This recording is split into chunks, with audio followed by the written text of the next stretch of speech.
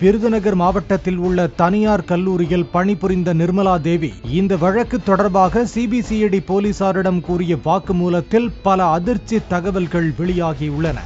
கடந்த 2011ஆம் ஆண்டு தேவாங்கூர் கல்லூரியில் உதவி பேராசிரியையாக இருந்தபோது சங்கரன் கோவிலில் உள்ள கோவிலுக்கு நிர்மலா தேவி சென்றுள்ளார். அப்போது இந்து சமய அறநிலையத்துறை அதிகாரி ஒருவரின் அறிமுகம் கிடைத்து அவருடன் தொடர்பில் இருந்துள்ளார். இதை அறிந்த கணவர் கண்டித்ததால் கோபமடைந்த நிர்மலா தேவி இந்து சமய அறநிலையத்துறை அதிகாரியை மறுபடியும் தேடி சென்றுள்ளார். இந்த சமயம் 24 நாட்கள் அவருடன் பல்வேறு இடங்களுக்கு சென்று ஜாலியாக இருந்ததாக கூறியுள்ளார். இப்படி தனது கணவரையும் மனதளவில் டார்ச்சர் செய்துள்ளார். பின்னர் 2016ஆம் ஆண்டு மதுரை காமராஜர் பல்கலைக்கழகத்திற்கு வந்தபோது உதவி பேராசிரியர் முருகன் அறிமுகமாகியுள்ளார்.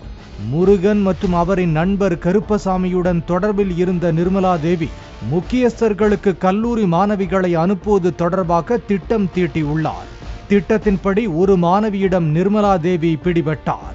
பின்னர் நிர்மலா தேவி, முருகன், கருப்பசாமி ஆகியோர் மீது வழக்கு பதிவு செய்யப்பட்டது.